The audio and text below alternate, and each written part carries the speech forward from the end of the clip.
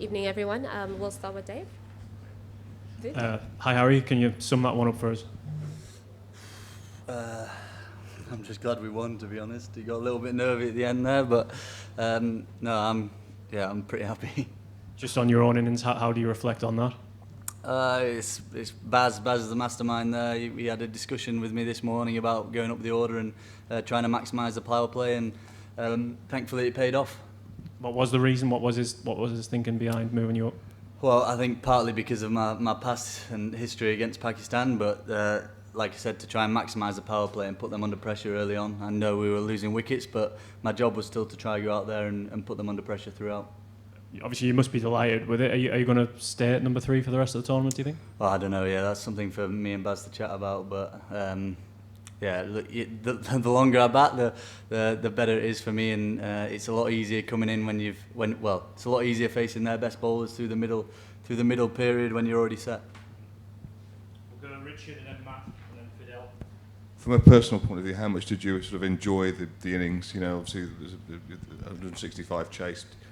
Wasn't easy at times, especially with the loss of the early wickets, but you sort of kept going. How much did you enjoy the ball striking tonight? Yeah, it was a lot of fun. It's always a lot of fun scoring runs, and it's a shame we just can't do it every time.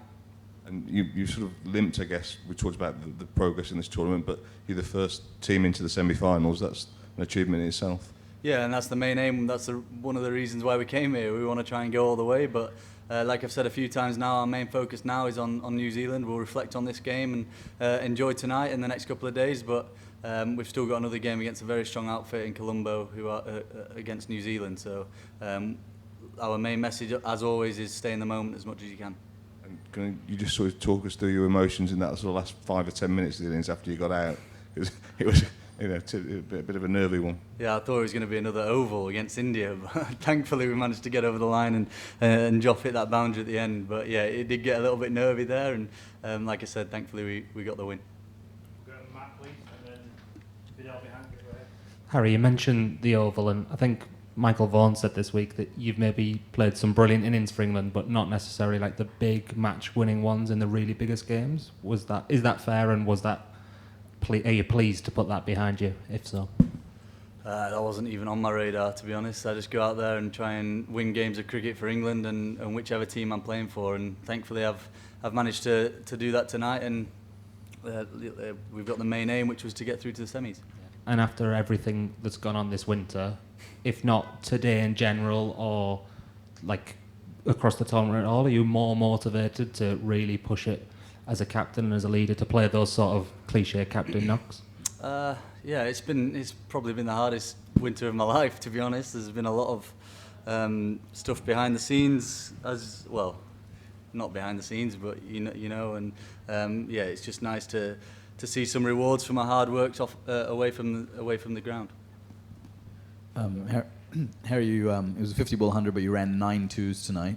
Tell us a little bit about that period of the game and what you were thinking. As you saw in our fielding innings, it was tough. It was tough to field on there with the bobble, and the outfield was actually really hard. So it was bobbling quite a lot, and thankfully I lost a little bit of weight a couple of years ago because I wouldn't have been able to run all them twos before. But no, we were just trying to put pressure on their fielders as much as possible, and that's something we've spoken about for the last few months.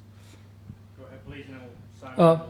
Harry, did you know that England are the first team to win, make the semis of the men's T20 World Cup 5 successive times? So what does this mean as an England unit over the years, and what does this mean for this unit and the journey of this team? I don't know. It's just cricket, isn't it? We're winning games. We're not winning them perfectly, but thankfully we are winning games. And we, like I said before, we haven't had the perfect game yet, and hopefully that's just around the corner with our main players firing.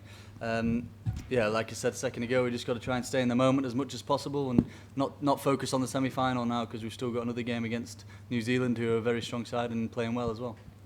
Simon, Tim, and then we'll finish at the back.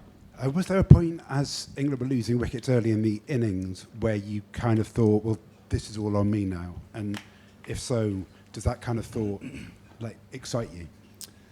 I do like pressure situations, but I had full faith in Sam Curran and Will Jacks.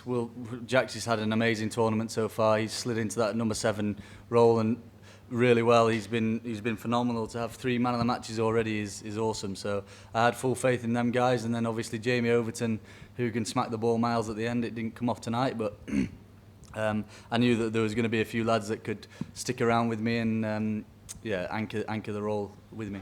And there were a few mistakes in the field from both sides, but you dropped a catch yourself, and you looked pretty annoyed with yourself when you did. Did that add further kind of fuel, motivation for you when you came out? No, I hate dropping catches, and I don't drop many, so I was pretty annoyed with that. But no, that didn't really have a difference to me. I knew that the chase was always going to be a little bit tricky, but thankfully we got a few partnerships in there. Did you feel, it felt like England gave a few runs away in the field, but were you happy with the target you were chasing at? Yeah, me and Salty actually had a conversation before we went out. Just before we went out, he said that they were under par, and I agreed. And it did get a little bit dewy, so it was sliding on a little bit better. It wasn't holding in the pitch as much, but we were confident going out there. Hi Harry, is that the best white ball innings you've ever played in your life? I've been asked that about 3 times already. I actually think I preferred the Sri Lanka ODI knock, to be honest. But no, that's certainly up there in the context of the game and the situation that we found ourselves. And in terms of kind of batting at 5 before, did you sometimes feel you weren't getting as many balls as you would like, and also it could be tricky to start against spin and stuff?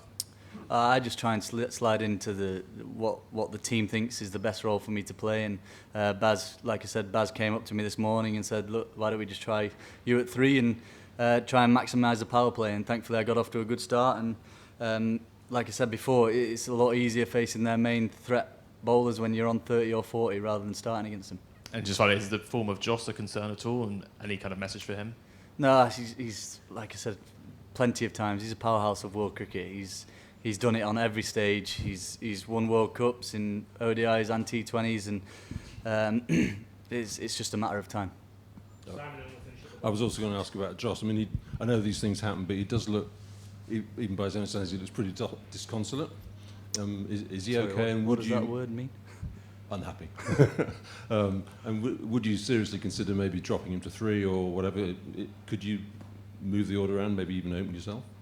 I think people have got to give him a little bit of cut him a little bit of slack. To be honest, I think the things that he's done in world cricket has been phenomenal. He's played over 500 T20s. He's played 150 odd for England, and he's still averaging 35, striking at 145. So he's arguably our best player, and he's just not hitting them out of the middle at the minute. But I feel like people have probably got to cut him a little bit of slack.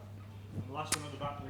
Harry, you have played with Shaheen Afridi. How difficult was and challenging to play with him, because he was very superb today, the way he bowled his first spell.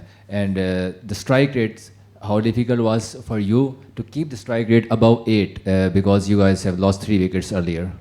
Sorry, who was the bowler you said? Shaheen Afridi, because you have played Shaheen Afridi in the Lahore calendars. Yeah. Was it a little bit easy to face him, or it was challenging today because Shaheen played for some phenomenal cricket? No, he bowled very nicely up top. To take 2 wickets up top, it always puts the team on the back foot, and thankfully we did that to them with Joff as well. And he looked like he was bowling well, and he got the rewards for his hard work. Okay, we're done. Thank you. Though, Thank you. Thank you.